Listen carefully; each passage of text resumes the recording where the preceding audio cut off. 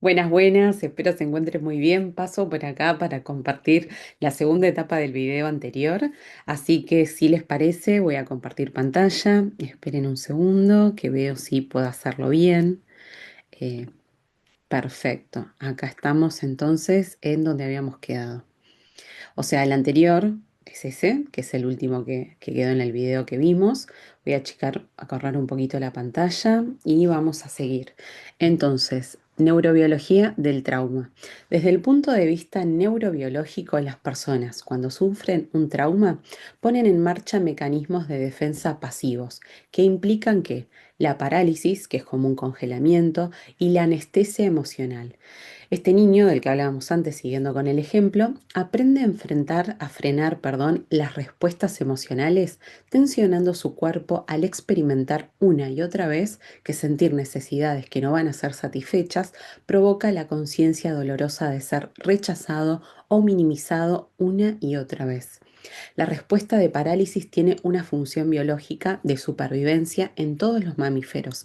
Evita que el depredador o el más fuerte siga atacando y con ello muchas veces se salva la vida. Asimismo, en la parálisis se segregan endorfinas que actúan como anestésicos naturales contra el dolor físico y emocional, con lo que el individuo puede seguir enfrentándose a los asuntos prácticos requeridos para su supervivencia. Las endorfinas bloquean las señales de dolor en el cerebro y la médula espinal actuando como analgésicos naturales. Es fuertísimo porque en realidad el cuerpo, justamente por todos estos cambios neurobiológicos que suceden y demás, el cuerpo queda como paralizado, rígido, las piernas, los brazos, todo, mientras suceden las cosas. En el caso de un abuso sexual, bueno, la persona queda como congelada, ¿no?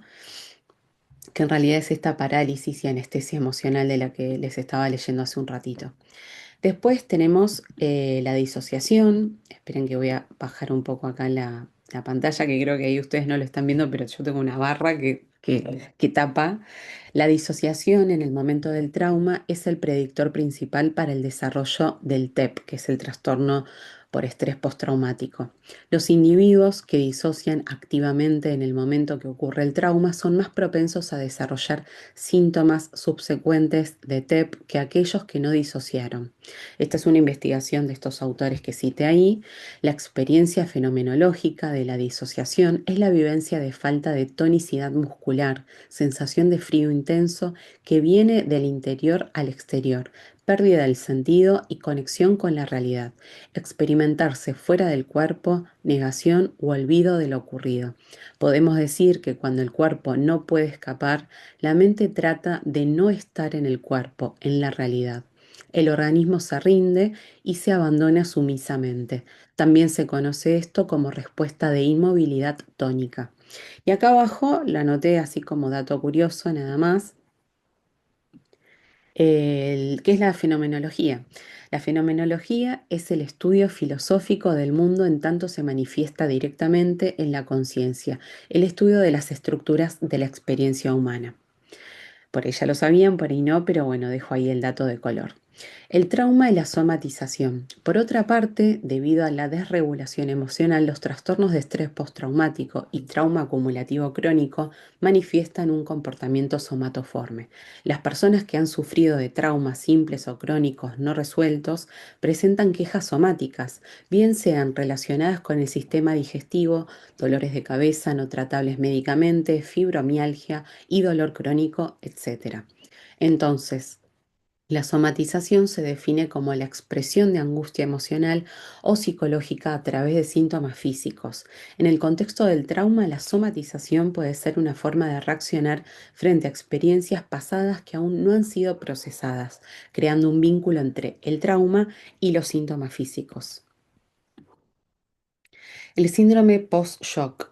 Todos los elementos del síndrome post-shock vértigo, vista nublada, zumbido de oídos, dolor de cabeza, dolor miofacial, constituyen ahora síntomas precipitados por un estímulo clave y disparador del recuerdo, y eventualmente por un rango cada vez más amplio de eventos activadores no específicos.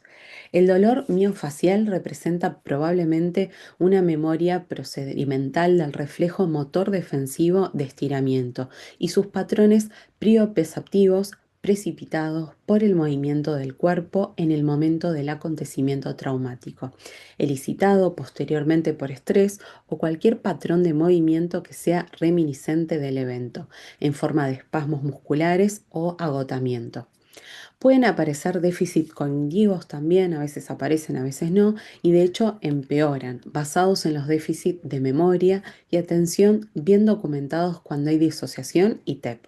Acá están los autores para el que quiere profundizar un poco más en este tema. Es bastante importante y profundo, es un tema largo de tratar. El que se quiere interiorizar, realmente estos dos autores que están abajo son geniales. Después tengo acá lo que yo llamo síndrome del consagrado maltratado.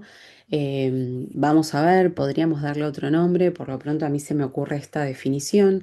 En la práctica clínica he observado numerosos casos de consagrados y consagradas maltratados psicológicamente e incluso físicamente. Sí, hay maltrato físico en algunas comunidades religiosas. Como les decía en el video anterior, obviamente son casos específicos y excepcionales, no pasa en todos lados, pero acá estamos tratando esta temática delicada, donde en algunas congregaciones, en algunas comunidades religiosas, sí sucede.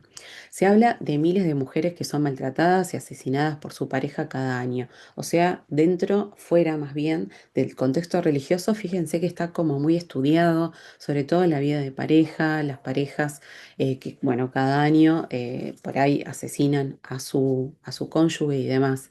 Pero poco se habla de los padecimientos emocionales de algunos religiosos. La violencia tiene múltiples formas de manifestarse en una comunidad religiosa, en la que muchas veces optan por guardar silencio, por miedo o por complicidad con las personas que ejercen violencia sobre otros. Acuérdense que puede ser violencia física, verbal. Hay un libro que es excelente, no lo cito acá, que se llama Violencias Invisibles, que habla de todo esto, o sea, no ligado a la vida consagrada, pero habla del tipo de violencias invisibles que existen y profundiza muchísimo. Después por ahí, no sé si le puedo sacar una foto o cómo subirlo, se lo dejo en comentarios, si no anotado, abajo del video. Así como también existen algunos que deciden darle poder a la palabra, síntomas que muestran los religiosos que sufren esto.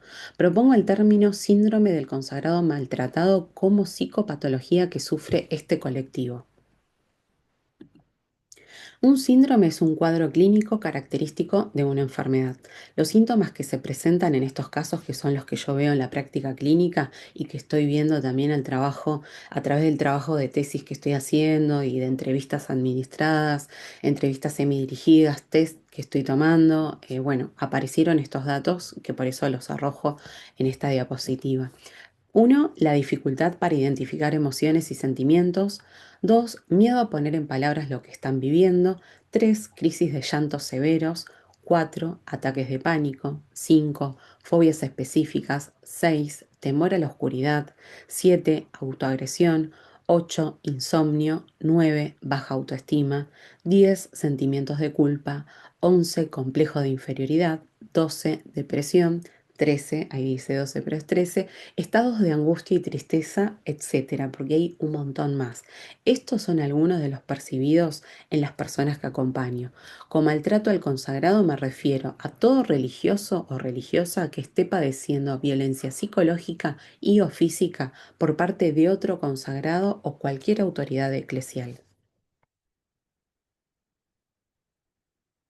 Bueno, ahora pasamos al segundo módulo que se llama, tiene tres ítems: líbranos del mal, estrés postraumático y cortisol. Con líbranos del mal me refiero a sometimientos por parte de las autoridades eclesiales.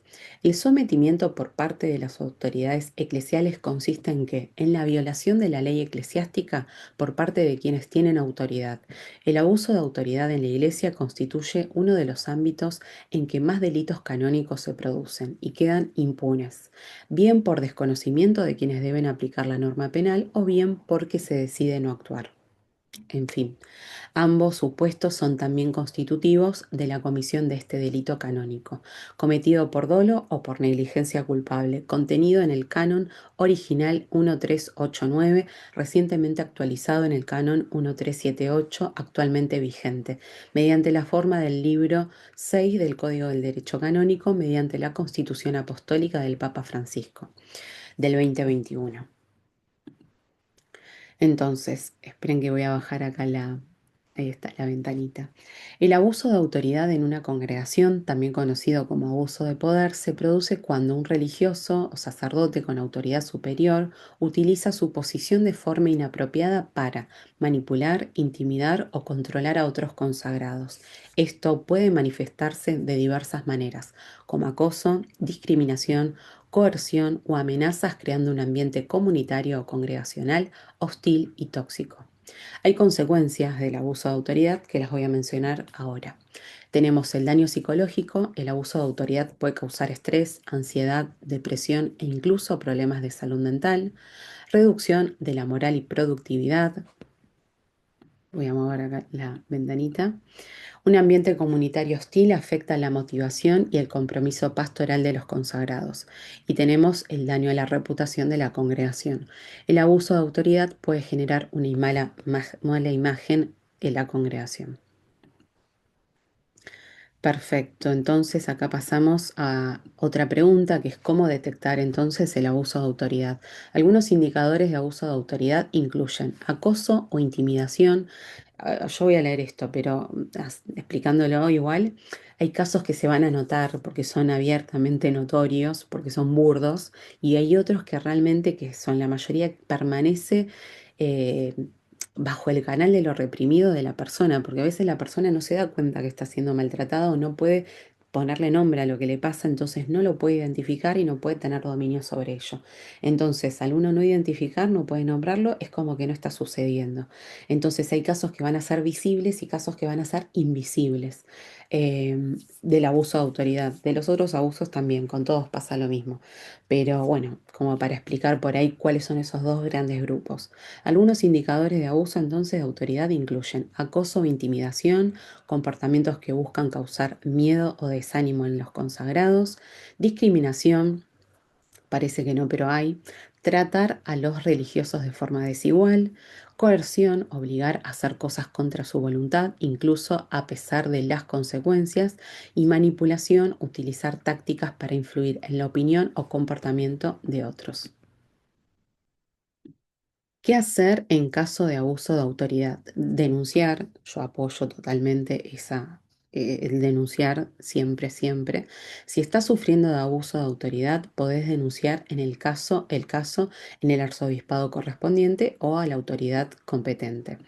Buscar apoyo, hablar con alguien de confianza como un familiar o un amigo o buscar asesoramiento profesional y documentar, esto también es importante, guardar cualquier evidencia que pueda apoyar tu denuncia como correos electrónicos, mensajes o testimonios. Tomar medidas legales en casos extremos, puedes considerar la posibilidad de tomar medidas legales. Porque, bueno, ya deben saber, pero está, digamos, la vía penal, la vía civil y la vía canónica. Bueno, uno, de acuerdo al nivel de conciencia y posibilidad que tiene en ese momento, también de ánimo y de herramientas y de acompañamiento, elige qué va a hacer. Pero yo diría que las tres vías son más que necesarias y bueno, y cada uno elige después, ¿no? Pero son vías, digamos, que generan un cambio porque lo que se busca es la reparación del daño producido y la verdad que la persona que comete el daño tiene que repararlo también, la persona y la congregación también. Bueno, acá tenemos, voy a hablar del elitismo, del clericalismo y de la simetría de poder como presión en las congregaciones. Son tres claves que me parecen bastante importantes, así que por eso las voy a mencionar. El elitismo religioso puede entenderse como la creencia o práctica de que ciertos individuos o grupos dentro de la comunidad tienen un estatus superior, ya sea por su rol, su antigüedad, su carisma o su cercanía a las autoridades. Este fenómeno suele manifestarse en veneración desmedida de líderes o fundadores, la creencia de que solo algunos elegidos tienen acceso a pleno a la verdad o a la interpretación correcta de la fe, la exclusión implícita o explícita de voces disidentes o críticas y la imposición de una obediencia absoluta bajo la lógica del orden espiritual, entre comillas. Voy a bajar la pantalla. El elitismo dentro de las congregaciones constituye una forma sutil pero poderosa de opresión, especialmente cuando se manifiesta como una jerarquización rígida que posiciona a ciertos miembros como moral, espiritual o intelectualmente superiores al resto. Esta estructura fomenta dinámicas de poder que perpetúan el control, la obediencia crítica y en muchos casos la invisibilización de los abusos. Consecuencias del elitismo como forma de opresión, acá puse algunos ítems. Este tipo de estructura puede derivar en un sistema de abuso espiritual e incluso psicológico, generando sometimiento de conciencia. Los miembros internalizan que cuestionar a los líderes es equivalente a desobedecer a Dios, así como escuchan. Pérdida de autonomía, se anula la capacidad crítica y se fomenta una dependencia enfermiza del líder o del grupo. Marginación interna, los miembros que no se alinean con el líder son tratados como inferiores o indignos. El silenciamiento del sufrimiento. Las víctimas de abuso pueden ser deslegitimadas por no pertenecer al círculo superior. El elitismo y el abuso de poder y algunas implicancias psicológicas que medio ya las venimos viendo, pero hay muchas. El elitismo proporciona. Esperen que voy a bajar la imagen. El elitismo proporciona terreno fértil para el abuso de poder, ya que permite en algunos casos, ejerzan un control desmedido bajo una fachada de espiritualidad. Se utiliza el discurso religioso para justificar desigualdades y preservar estructuras que benefician a unos pocos. Las implicancias psicológicas, puse los siguientes ítems. Las consecuencias psicológicas del elitismo eclesial pueden ser profundas: ansiedad, culpa y dependencia emocional, trastornos de autoestima al sentir, sería ahí, que nunca se está a la altura, dificultades para tomar decisiones sin validación externa y trastornos de estrés postraumático en casos donde se cruzan abusos espirituales, emocionales o sexuales. Propuestas para la desarticulación del elitismo, como bueno, está todo esto y qué hacemos con esto. Me gusta siempre pensar determinadas claves, o sea, no arrojar solo la problemática, sino la interpretación de cómo sucede la problemática y posibles respuestas. Uno, fomentar la horizontalidad en las relaciones comunitarias. Eso es fundamental. La circularidad, ¿no? Que no sea un sistema vertical, sino horizontal o circular. Establecer mecanismos reales de escucha, contención y denuncia, pero que sea en serio. Promover una espiritualidad basada en la dignidad, la igualdad y la libertad de conciencia y capacitar en salud mental y abuso de poder a formadores y responsables pastorales. Yo diría que a los formandos también, pero depende de la congregación, ¿no? La decisión que tomen, pero se me ocurren que estas pueden ser propuestas interesantes para desarticular el tema del elitismo. Y acá pasamos al clericalismo, que era el otro punto que les comentaba. El clericalismo es una actitud y estructura eclesial que otorga un poder excesivo, casi absoluto, a los miembros ordenados o líderes religiosos, colocándolos por encima del resto del pueblo de Dios. No se trata solo de una cuestión de roles, sino de una mentalidad elitista y jerárquica que cree que solo los clérigos tienen la verdad o la autoridad moral y espiritual. Desvaloriza la participación de los laicos, justifica decisiones autoritarias en nombre de Dios. Francisco ha definido el clericalismo como una perversión del ministerio y una de las raíces del abuso en la Iglesia. Manifestaciones del clericalismo como abuso. En las congregaciones religiosas, el clericalismo no solo se da entre sacerdotes, sino también en superiores fundadores o guías que ejercen poder espiritual y psicológico sin control. Esto se expresa voy a bajar la ventanita, en autoridad absolutista que no admite crítica ni diálogo, obediencia ciega exigida como virtud máxima, espiritualización del sometimiento, el superior es la voz de Dios, silenciamiento de víctimas de abusos para no dañar la iglesia, control total de la vida personal, decisiones vocacionales, afectivas, incluso médicas o terapéuticas. Este modelo transforma el carisma comunitario en una estructura de dominación con consecuencias devastadoras para la conciencia y la libertad de los miembros. Dimensión psicológica del clericalismo. Desde el punto de vista psicológico, el clericalismo se traduce en abuso de poder espiritual, lo que puede desencadenar en sometimiento psicológico y pérdida de autonomía, confusión entre lo espiritual y emocional, miedo a fallar al superior como si fuera a fallarle a Dios, culpa crónica y bloqueo del pensamiento crítico. Dependencia, esperen que bajo ahí, dependencia afectiva y codependencia institucional y trastornos de ansiedad, depresión y estrés postraumático. En muchos casos los abusos dejan secuelas espirituales y se cometen bajo la sombra del clericalismo, donde la víctima no se siente con derecho a resistirse o denunciar. Sí, claro. El tema de la denuncia, también esto lo quería decir antes cuando hablábamos de si que hay que denunciar o no, que claro que sí. A veces el clericalismo hace esto, ¿no? Como camuflar todo tanto que la persona no se siente capaz de denunciar porque tal vez no se está dando cuenta siquiera que está siendo sometida de esa manera o sometido de esa manera. Conclusión, el clericalismo es una forma de abuso espiritual y estructural que se manifiesta de manera alarmante en muchas congregaciones. No es solo un desvío pastoral, sino un problema teológico, psicológico y eclesial que exige revisión profunda. Esto yo hablaba al principio, bueno, de que es algo interdisciplinario el abordaje, el tema de problema teológico y eclesial, o sea, estaría muy bueno. De hecho hay investigaciones igual desde lo teológico y pastoral, pero esto es interdisciplinario, o sea, entre todos tenemos que armar una red de trabajo para profundizar en estas temáticas y poder brindar una red de contención, asesoramiento y, por qué no, una cultura del cuidado y la prevención. Bien, vamos a hablar del otro punto. Voy a correr acá la ventanita. Esto tiene que ver con la simetría de poder. La simetría de poder como forma de abuso en las congregaciones es un eje central para entender cómo se generan y perpetúan situaciones de sometimiento, silenciamiento y daño psicológico bajo una fachada espiritual o institucional.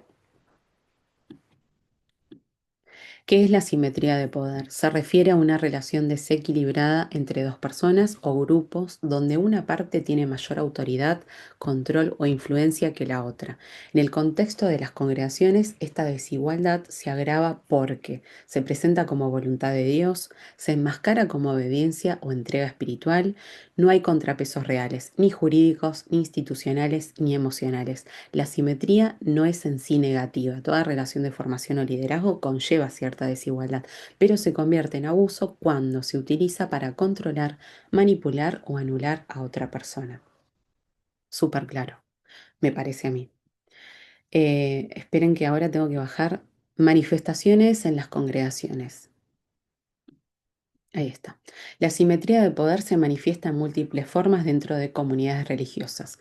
Superior o superiora y miembro, autoridad unilateral sobre decisiones cotidianas, vocacionales o personales, formador, formadora, novicio o novicia, relación donde la obediencia puede implicar pérdida de la libertad interior. Esto es siempre, les digo, en el peor de los casos y en los casos donde realmente están dándose esos abusos. No es que pasa siempre. Fundador, fundadora y seguidor o seguidora, concentración carismática de poder que no admite crítica, confesor, director espiritual, dirigido, cuando se da un manejo inadecuado de la conciencia. Cuando no hay límites ni estructuras de revisión, la simetría se convierte en una herramienta de sometimiento, dependencia y posible abuso espiritual o psicológico. Dimensión psicológica del vínculo abusivo. Desde el punto de vista psicológico, la simetría de poder se convierte en abuso cuando se anula la voluntad o juicio del otro, se utiliza el rol espiritual para imponer decisiones, se favorece la culpa como mecanismo de control, se crea una relación de dependencia emocional y espiritual, o se producen conductas de abuso encubierto, acoso, manipulación, aislamiento, etc. Muchas víctimas no se reconocen como tales porque han sido formadas para obedecer, confiar y entregarse sin mecanismos internos de protección o validación personal. Bueno, acá tengo algunas estadísticas que pueden resultar interesantes a la hora de decir, bueno, qué número, qué porcentaje de todo esto sucede o no sucede. Yo me voy a saltar primero a las fuentes. Yo les puse acá la bibliografía, la Conferencia Episcopal Argentina, Ministerio Público Fiscal de la Nación, Nunciatura Apostólica en Argentina, en fin, puse todo ahí. Después se puede profundizar un poco más con el tema de la bibliografía. Cada uno, digamos, puede hacer después sus propias conclusiones también. Este informe, Abusos en Congregaciones Religiosas en Argentina 2015-2024, presenta la evolución de las denuncias por abuso sexual, abuso de poder o de conciencia en congregaciones religiosas en Argentina durante el periodo de 2015 al 2024. Los datos se basan en fuentes eclesiales, judiciales y periodísticas de acceso público y confidencial. El siguiente gráfico resume la progresión de los principales indicadores relacionados con la recepción de denuncias, la apertura de investigaciones previas canónicas, la emisión de sentencias eclesiásticas condenatorias y las condenas civiles firmes. Acá me gustaría ver cómo hago para desaparecer la imagen mía. Ahí creo que desapareció. Voy a bajar la barra, otra barra que creo que a ustedes no les aparece, pero a mí sí. Y acá tenemos evolución de denuncias e intervenciones en congregaciones religiosas, Argentina 2015-2024. Entonces tienen ese medio amarillito, abuso sexual. Fíjense cómo va subiendo. No puedo correr esto, pero bueno, los picos mayormente se dan entre el 2018 y el año 2022, bajando en el 2024. Lo que subió notablemente es la línea como que ven roja, rojita, que son investigaciones abiertas, más abiertas que nunca, o sea, hay mucho para seguir profundizando. En el 2025, de hecho, fíjense que está altísimo, así que investigaciones abiertas, bueno, cuestión que hay muchísimas. Después tenemos otro que es como color mostaza, que son abusos de autoridad y de conciencia. Va subiendo, va subiendo, va subiendo hasta el 2025, siendo en el 2016 como el mínimo del pico de todo lo que tiene que ver con abusos de autoridad y de conciencia.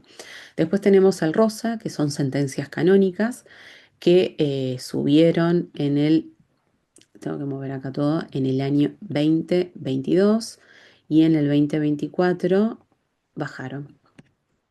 Después tenemos el último, que son las condenas civiles, donde se mantuvo más o menos como parejo entre el 2016 y el 2024.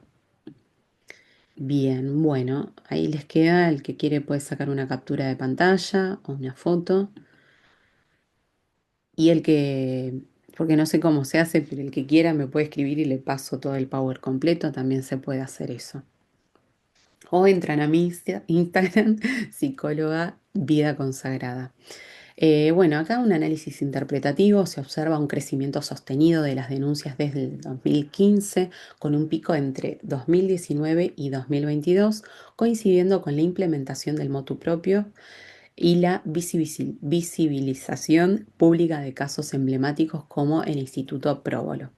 El abuso de autoridad o de conciencia comenzó a ser tipificado con más claridad desde el 2017, aunque aún se registra un subregistro importante.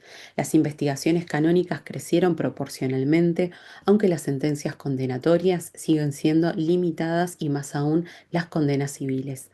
Esto indica que muchas denuncias no llegan a juicio, son archivadas o resueltas internamente sin sanciones proporcionales. La falta de estadísticas oficiales consolidadas impide aún mayor transparencia y control cuidado y eclesial. La bibliografía. Y ahora pasaríamos al tema del estrés postraumático. Como secuelas de todo tipo de abuso hay un montón de patologías. Yo elegí el estrés postraumático, que es el más habitual, el que abunda en investigaciones sobre la temática y el que abunda en los casos que yo acompaño. El trastorno de estrés postraumático es una condición psicológica que se desarrolla después de que una persona ha experimentado un evento traumático. Estos eventos suelen ser situaciones extremas como abusos, accidentes graves, desastres naturales, ataques violentos o cualquier experiencia que, amenace, perdón, la integridad física o emocional de la persona.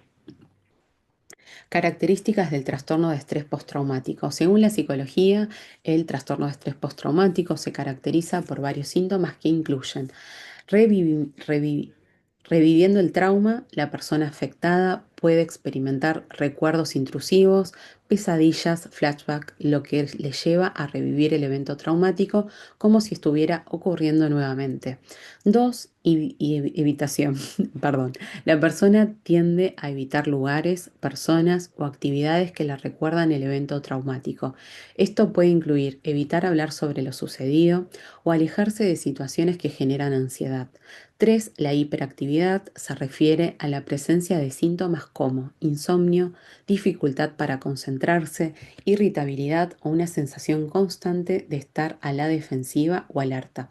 Vieron que antes hablábamos del cortisol, bueno, el cortisol acá está alto y posiblemente haya un déficit de la serotonina, entonces la persona, bueno, está en estado de alerta permanente.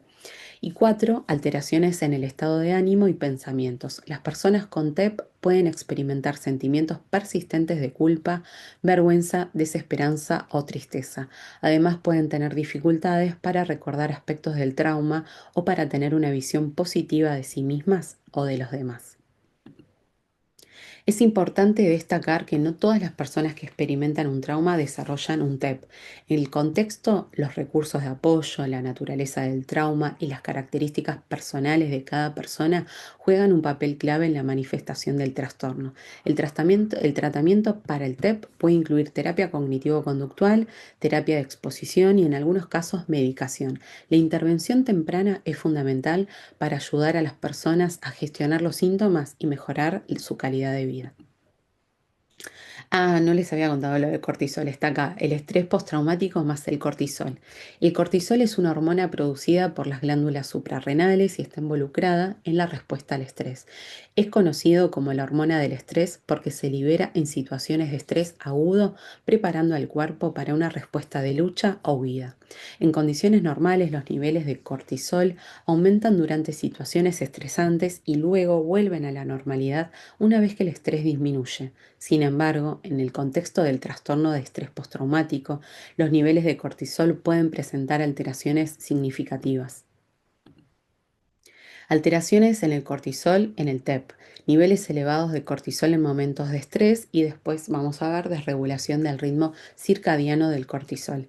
Las personas con TEP pueden experimentar un aumento persistente de cortisol en respuesta a factores estresantes, incluso cuando la amenaza ya ha pasado. Esto ocurre porque el sistema de respuestas al estrés se vuelve hiperactivo, lo que genera una liberación continua del cortisol. Este nivel elevado de cortisol puede afectar la función cerebral, particularmente en áreas clave para la regulación emocional y la memoria como el hipocampo y la amígdala. Ahora vamos a ver desregulación del ritmo circadiano del cortisol. En un individuo sano, los niveles de cortisol siguen un patrón diurno, siendo más altos por la mañana y disminuyendo por la tarde y la noche. En las personas con TEP, este ritmo puede alterarse y los niveles de cortisol pueden no seguir el patrón típico. Por ejemplo, podrían presentar niveles elevados por la noche, lo que contribuye a dificultades para dormir, otro síntoma común en el TEP. Consecuencias de los niveles anormales de cortisol. Problemas cognitivos. El exceso de cortisol a largo plazo puede afectar áreas del cerebro relacionadas con la memoria y la toma de decisiones, lo que puede hacer más difícil para las personas con TEP procesar recuerdos traumáticos de manera saludable y mejorar sus emociones. Problemas emocionales también se pueden generar. Los niveles elevados de cortisol pueden contribuir a la irritabilidad, la ansiedad y otros problemas emocionales asociados con el TEP. Desregulación del sueño, el aumento de cortisol en momentos inapropiados, especialmente durante la noche, puede interferir con el sueño y causar insomnio, lo que agrava aún más los síntomas del TEP. En resumen, el cortisol juega un papel importante en la respuesta al estrés y las alteraciones en su regulación pueden contribuir a la persistencia de los síntomas del TEP. Esto hace que las personas afectadas por el trastorno tengan dificultades para recuperarse de experiencias traumáticas, ya que sus cuerpos continúan respondiendo como si estuvieran bajo una amenaza constante. Y tenemos por último el esquema, que me encanta esta parte, se llama Dios es amor y tenemos lo que yo llamo terapia psicocongregacional. Vieron que hay un montón de corrientes psicológicas, la cognitiva conductual, no sé, el psicoanálisis, etcétera. Bueno, no hay tipo una específica, digamos, para las congregaciones. Me gustaría que con otros colegas, no sé, podamos crear una corriente de la psicocongregacional. Eh, no sé cómo se hace, pero bueno, por lo pronto se me ocurre ese nombre y les voy a explicar a continuación de qué se trata. Primero vamos con esto de Dios es amor, por qué aparece acá. ¿Se acuerdan que en el video anterior les decía, bueno, lo importante es abordar estas temáticas no solamente desde la razón, sino desde el corazón? Eh, por lo menos en mi experiencia personal, yo creo, estoy convencida, porque me pasó, que existe la sanación. Entonces, Dios es amor, o sea que Dios sea amor quiere decir que es un Dios que cumple sus promesas, un Dios que es fiel a sus promesas y que actúa bajo nuestra historia, sobre nuestra historia, generando vida nueva, vida en abundancia. Así que bueno, paso a leerles lo que armé. La afirmación central del cristianismo es que Dios es amor, una verdad profunda y transformadora que nos invita a vivir y actuar desde el amor incondicional que Dios tiene por cada ser humano. Este amor no conoce barreras, no hace distinciones y se ofrece a todos sin condiciones. En el corazón del mensaje cristiano, Dios nos llama a reflejar este amor en nuestras relaciones, construyendo comunidades de fe basadas en la compasión, la empatía, el respeto mutuo y la dignidad humana. Sin embargo, el dolor y la tragedia se hacen presentes cuando, en algunas congregaciones, este amor se ve distorsionado o incluso traicionado por el abuso de poder. Abusos de todo tipo, ya sean físicos, psicológicos, sexuales o espirituales, se han perpetrado dentro de instituciones religiosas que precisamente deberían ser refugios de amor, justicia y santidad. Los líderes religiosos, en lugar de ser modelos de humildad y servicio, a veces han abusado de su autoridad para manipular, controlar y herir a aquellos que confiaron en ellos y en la institución. El abuso en las congregaciones religiosas no es solo una violación de las normas humanas, sino también una transgresión del mensaje de amor de Dios. Estos abusos no solo afectan a las víctimas de manera directa, sino que también dejan cicatrices profundas en toda la comunidad de fe. El sufrimiento causado por el abuso puede erosionar la confianza en las instituciones religiosas, distorsionando la imagen de un Dios que es bueno, justo y amoroso. Es fundamental recordar que Dios, en su esencia, es la fuente inagotable de amor y misericordia. El abuso cometido en su nombre es una contradicción de su naturaleza. En lugar de reflejar el amor de Cristo, quienes perpetran el abuso actúan desde el egoísmo, la arrogancia y la falta de empatía, distorsionando el mensaje cristiano y debilitando la misión de la Iglesia en el mundo. La respuesta a estos abusos no debe ser el silencio ni la impunidad, sino un proceso de sanación justa y restauración. La Iglesia como comunidad de fe tiene la responsabilidad de reconocer el daño causado, escuchar a las víctimas y tomar medidas para erradicar cualquier forma de abuso dentro de sus estructuras. Esta es una oportunidad para que la Iglesia se purifique, se renueve en su compromiso con la justicia y se alinee nuevamente con el amor verdadero de Dios. El amor de Dios, que es la esencia de la fe cristiana, invita a las congregaciones religiosas a ser lugares de consuelo y sanación, no de dolor ni de opresión. Solo cuando se erradican los abusos y se da un verdadero espacio para la preparación, para la reparación y la justicia, es cuando las congregaciones pueden convertirse nuevamente en reflejos auténticos del amor divino. Este es un llamado a la acción y a la reflexión para todos los que forman parte de la Iglesia, para asegurar que los principios de amor, respeto y dignidad sean siempre el fundamento de su vida comunitaria y pastoral. Y acá lo que llamo terapia congregacional, a ver qué les parece. La terapia congregacional es un enfoque terapéutico que se centra en la salud emocional y psicológica de las comunidades religiosas o congregacionales. A menudo Esta terapia se utiliza para abordar conflictos internos, dinámicas disfuncionales o situaciones problemáticas dentro de una comunidad de fe, como pueden ser los efectos de abusos de poder, abuso sexual y otras formas de maltrato que ocurren dentro de las congregaciones. Este enfoque, voy a bajar la ventanita, este enfoque no solo se centra en el bienestar individual de los miembros, sino también en las relaciones interpersonales y en las dinámicas colectivas que definen la vida comunitaria dentro de una congregación. Al ser un grupo, la comunidad religiosa tiene su propia identidad, normas, valores y estructuras de poder que pueden influir en las experiencias emocionales y espirituales de sus miembros. Cuando surgen problemas de abuso o de relaciones disfuncionales, estos afectan a toda la comunidad y la terapia congregacional busca sanar, restaurar y fortalecer tanto a los individuos como a la congregación en su conjunto. El propósito de la terapia congregacional es proporcionar un espacio seguro y estructurado para que los miembros de la congregación puedan explorar y abordar cuestiones que afectan a su salud mental y espiritual del grupo. En este sentido, se trata de una intervención psicoespiritual que va más allá de la terapia individual de pareja, enfocándose en el contexto grupal y social. Acá creo que no se ve bien, voy a bajar. Dice tratamiento para acompañar congregaciones con problemas de abuso. Y subo un poquito este de acá. Cuando una congregación se ve afectada por problemas de abuso, ya sea abuso de poder, sexual o cualquier otra forma de maltrato, es esencial implementar un enfoque terapéutico que no solo se enfoque en los individuos directamente afectados, sino que también considere las dinámicas estructurales y relacionales dentro de la comunidad religiosa. Un tipo de tratamiento adecuado para acompañar a congregaciones con estas problemáticas podría incluir lo siguiente: terapia grupal y comunitaria, terapia psicoespiritual o espiritualidad terapéutica, capacitación y educación preventiva para líderes espirituales. Voy a profundizar en cada uno de estos tres grupos, digamos. La terapia grupal y comunitaria tiene como objetivo que crear un espacio seguro para que los miembros de la congregación puedan expresar sus experiencias, procesar el dolor y encontrar apoyo mutuo. Proceso. A través de la terapia grupal se pueden abordar temas como la confianza rota, la justicia restaurativa, el perdón y la reconciliación. Este enfoque también ayuda a crear conciencia dentro de la congregación sobre las dinámicas de poder y abuso que pueden estar presentes.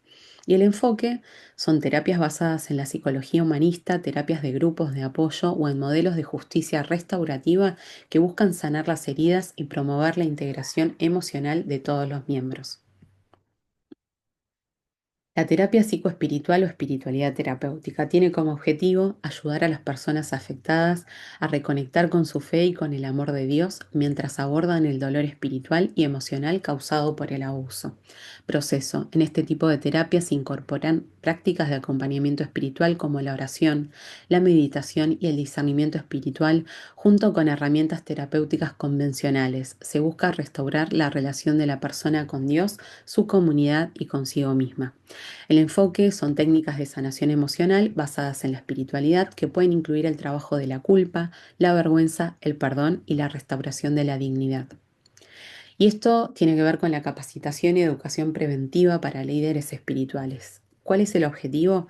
Capacitar a los líderes de la congregación sobre cómo identificar, prevenir y manejar casos de abuso de manera efectiva. Proceso. Esta formación se centra en la ética, el liderazgo responsable, las dinámicas de poder y las habilidades para acompañar a los miembros de manera sana y amorosa. Además, incluye herramientas para crear un ambiente seguro en la congregación donde se respete la dignidad de todos. El enfoque, programas educativos sobre la prevención de abusos, derechos humanos y liderazgo cristiano ético que promueva una cultura del respeto, empatía, justicia dentro de las congregaciones. Y tenemos, creo que por último, sí, así es, uno más que me olvidé de mencionar hace un ratito, que es el proceso de restauración y reconciliación. ¿Cuál es el objetivo? Ayudar a la congregación a vivir un proceso de restauración buscando la sanación colectiva y la reparación de las relaciones rotas. El proceso, este tipo de tratamiento, involucra sesiones terapéuticas estructuradas donde se trabajan tanto los daños emocionales como los espirituales. El proceso de reconciliación puede incluir disculpas sinceras, restablecimiento de la confianza y trabajo hacia la reparación de las relaciones en el grupo. Y el enfoques de justicia restaurativa que buscan restaurar el bienestar emocional y social de la comunidad religiosa en vez de simplemente castigar a los agresores. En conjunto, estos tratamientos, esto a modo de síntesis, abordan las heridas tanto a nivel individual como colectivo, con el objetivo de restaurar la paz, la confianza y el amor dentro de la congregación, ayudando a sanar tanto a las víctimas como a la comunidad en general. La intervención adecuada requiere un enfoque integral que considere tanto las necesidades psicológicas como espirituales de los miembros, con un firme compromiso por parte de la comunidad religiosa de erradicar el abuso y promover una cultura de amor y respeto genuino. Y ahora voy a agrandar la pantalla acá. Ahí está, ahí creo que me ven. Voy a dejar acá y voy a hacer un tercer y último video donde vamos a tener el caso de estudio y las preguntas de trabajo personal y comunitario. Así que si les parece, por ahora dejamos acá y en un ratito les subo el tercer y último video sobre esta temática de clamores y silencios. Muchas gracias por estar. Un abrazo. Dejar de compartir pantalla y dejar de grabar. Chau, chau.